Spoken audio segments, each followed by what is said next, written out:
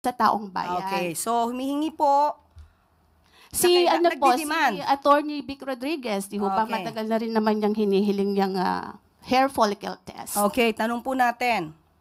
Ano po ba ang basihan para sa paghingi at i-demand sa Pangulo ang isang hair follicle test?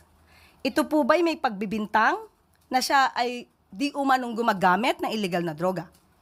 Kung may pagbibintang, liliwanagin po natin.